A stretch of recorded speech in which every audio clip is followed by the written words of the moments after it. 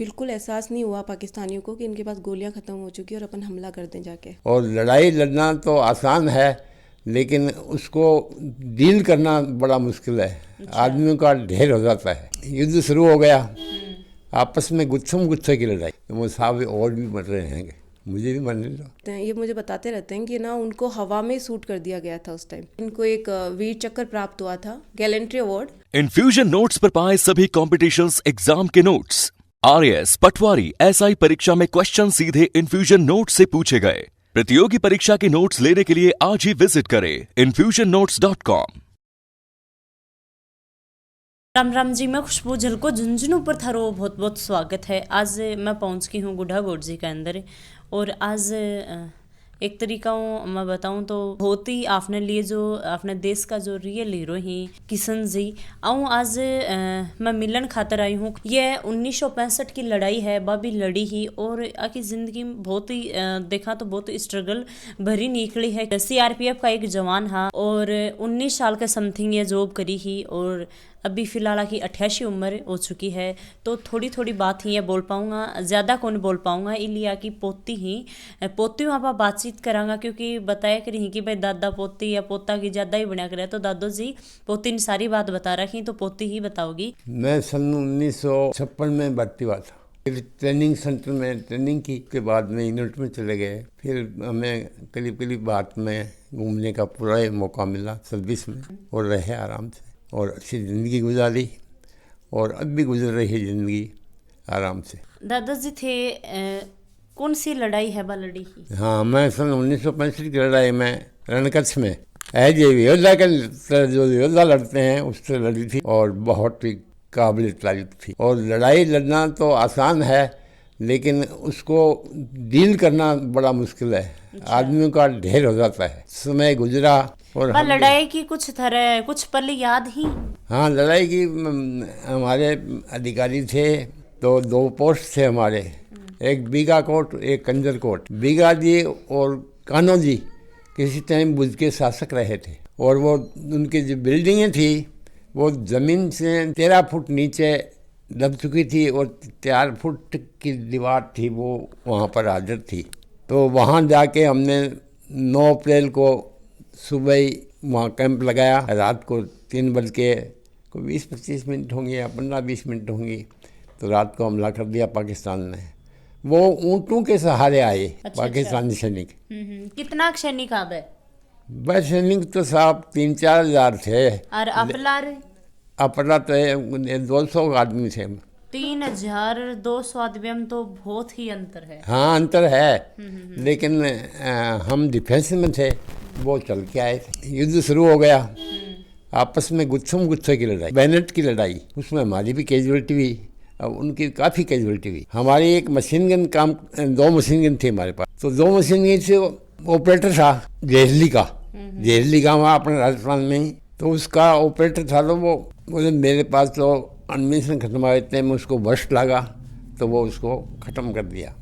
ख़त्म करने के बाद में दूसरी मशीन गन हमारी काम करती रही। 1 नंबर मशीन गन पर जो मर गया था, उसकी जगह दूसरा जवान ने जगह पकड़ ली, और एडमिशन ख़त्म हो गया। तो हम 1 नंबर पोस्ट पर थे कंजरकोट पे। तो वहाँ पोस्ट पे 1 नंबर पर थे, तो हमारे अधिकारी को मैं बोला साहब ये टेलीफोन आ रहा है अभी, और वो हथियार वो मांग रहे हैं एडमिशन। तो एडमिशन गिरने कौन जाएगा? बोले गोलियाँ आ रही हैं आगे से, तो बम आ रहे हैं, 25 पाउंडर के आ रहे हैं, 3 इंच के आ रहे हैं, क्या करोगे? तो भाई बचाना था ना हमारी सेना को। तो हम लोगों ने, मैं ड्राइवर था, गाड़ी को स्टार्ट करके बैंकर के साथ लगाई जहाँ हमारा एडमिशन डिपो था। एडमिशन डिपो से 10-12 सीट निकाला और गाड़ी में डाला। मैं गाड़ी लेके गया वहाँ से, और सामान वहाँ उतार दिया, फिर वापस आ गए। इतने में आधे घंटे बाद में वो दूसरे मशीन को रहा था, और भाई मेरे पास में एडमिशन तो ख़त्म है।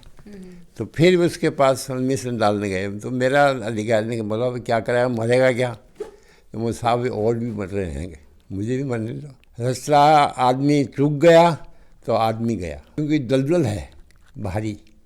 दलदल में कहीं भी आदमी चुका और गया, गायब है। यानी आंगली दे के उठाएगा जब तक, तो आंगली का लकड़ी ले जाएगी। तो दादाजी कदे थारो पाकिस्तान के सामने साथ में भी सामने हुई होगे? हाँ बिल्कुल, जाते हैं, मीटिंग होती थी। हमें तो ऐसा आदमी मिलेगी कि 47 में पाकिस्तान गए थे, वहाँ वो यहाँ से सीआरपी से हौलदार था, उसमें सीआरपी में उस टाइम।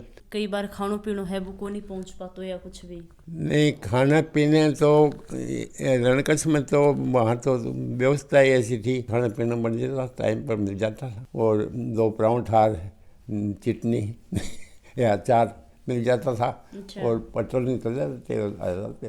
मैं सुनी हूँ कि दादाजी थाने बातें बताया करता। कई बार मेरा दादू सा किस्सा सुनाया करता आपका, अन अचानक ही याद आ जाया करे बैठे बैठे कि कई किस्से याद आ जाया करे कि सुनाबा लाग जाओ ये। तो एक बार ये बता रहा कि ना बठे पानी की बहुत दिक्कत होती है रणकच्छ में, जब 65 को युद्ध हो, एक टैंकर आतो कई दिनों आतो आंगन, तो आन भी पानी भी छुपा के रखना पड़तो जमीन के अंदर, घड़ाम भर के और जमीन में छुपानो रखना पड़तो। जना ये बता रहे हो कि भी टाइम युद्ध चल रहे हो, पाकिस्तानी आ गए हमला कर रहे हो, ये निकल कौन पा रहा आपका कैंप में, पानी कैसे क्या ले रखे आवे। तो एक जनो प्यास से मर रहे हो आगो साथी, भाई क्या करूँ मैं, तो पानी भी ना मरूंगो। तो ये बोलिया कोई दिक्कत नहीं है, मैं जाऊँगो लेबा।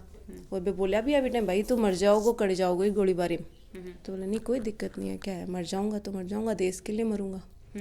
तो ये गया, फिर भी गोली इतनी गोलियाँ चल रही फिर भी ये गया और पानी की व्यवस्था करी। ये बहुत बड़ी बात है, मुझे लगता है कि शायद नॉर्मल आदमी ऐसा नहीं करता, क्यों मरने जाएगा वो। खैर ये सेना में थे, उसके लिए तो ये करेंगे ही। और एक ही किस्सा सुनाते हैं अपना कि ये जब इनका ये युद्ध चल रहा था भारत पाकिस्तान का, तो ये बता रहे थे कि इनकी गोलियां ख़त्म हो गई थी उस टाइम। तो इनका एक कैंप था जो बहुत पीछे था, 2 कैंप थे इनके, एक कैंप पीछे था। तो इनके कैंप में जो थी गोलियां ख़त्म हो गई थी।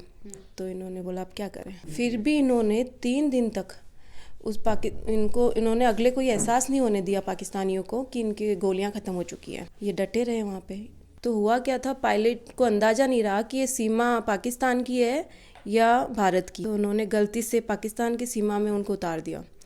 तो ये कहते हैं, ये मुझे बताते रहते हैं कि ना उनको हवा में शूट कर दिया गया था उस टाइम, उन आर्मी वालों को। फिर भी हम लोग थोड़ी देर बाद जब हमें लगा कि अब मामला सेट हो गया, इतनी ये गोलीबारी नहीं हो रही है, शांति मुझे हमें दिखी, तो हम लोग साथियों को लेके गए उन इंडियन आर्मी वालों के जवानों को लेने। उनको वो शहीद हो चुके थे।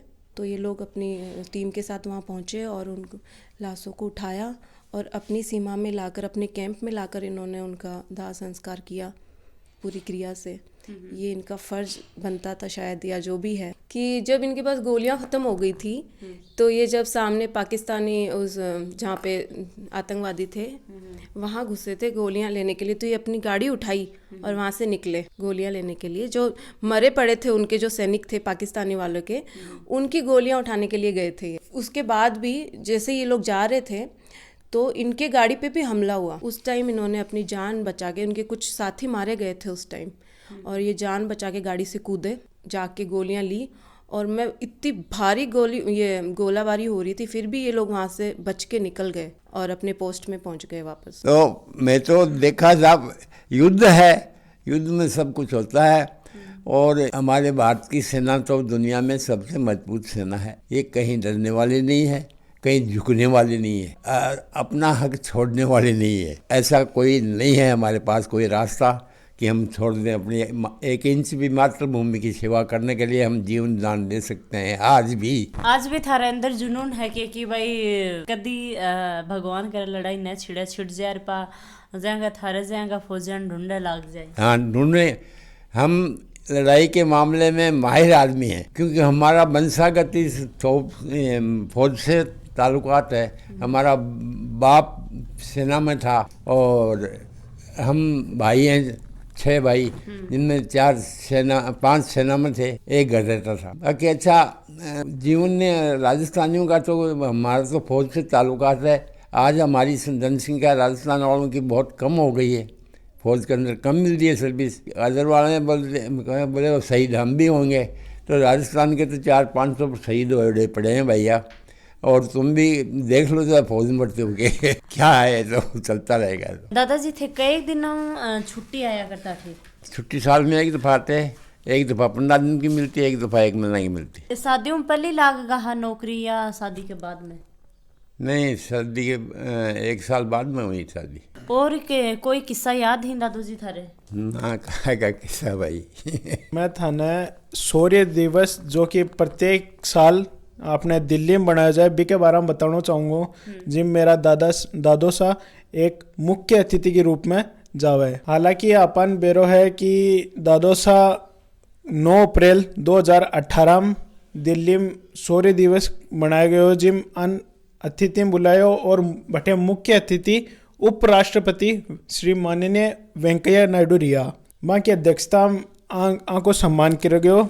और भी के अगला साल 9 अप्रैल 2019 ने आको दूसरो प्रोग्राम हुयो जो पुलिस मेमोरियल दिल्ली में हुयो। चीफ गेस्ट रिया अपने राष्ट्रपति रामनाथ कोविंद बाके थ्रू आको सम्मान किया गयो। और 2020 में जो सूर्य दिवस हो अपने जो देश का प्रधानमंत्री है नरेंद्र मोदी वह सम्मानित करवाने के लिए बुलाया, पर कोरोना की वजह वो प्रोग्राम हो कौन पायो। और 2021 में यो प्रोग्राम हुयो दिल्ली में ही, जिम अने CRPF DG कुलदीप सिंह शेखावत बुलाया जी के थ्रू ये सम्मानित होया। अब 2022 में हालांकि अन छत्तीसगढ़ बुलाया गयो, पर अति दूरी तय कौन कर पाया। इस चक्रम बे बठाऊ अठे चाल के आया और आको अठे अपने गांव गुड्डा में सम्मान करो गयो। मुख्य अतिथि मंत्री साहब राजेंद्र सिंह गुड्डारिया। 1965 में जो इनका युद्ध हुआ था रण कच्छ का, इसके जस्ट 8 महीने बाद इनको एक वीर चक्र प्राप्त हुआ था, गैलेंट्री अवार्ड,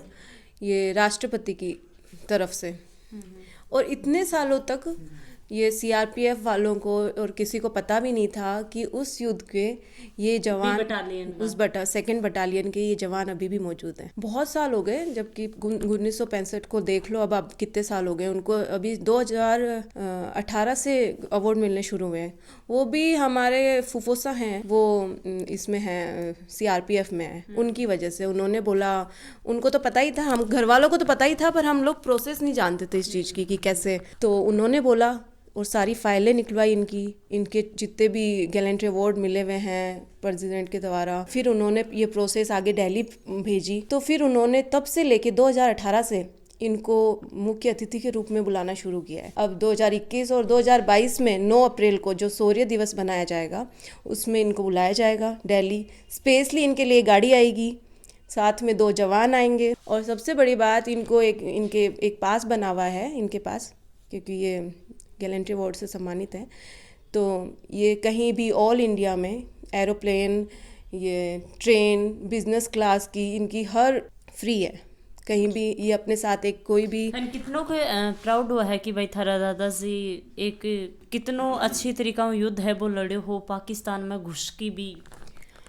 मुझे बहुत ही गर्व महसूस होता है, मुझे क्या मेरे पूरी परिवार को बहुत गर्व महसूस होता है इस बात पे कि मुझे तो बहुत, मैं तो लोगों को बताती फिरती हूँ, जबकि शायद अभी तक लोगों को पता नहीं है। गुड्डा में तो अब पता लगा है कि ये इतने महान पुरुष हैं, इतनी लड़ाइयाँ लड़ी हैं इन्होंने।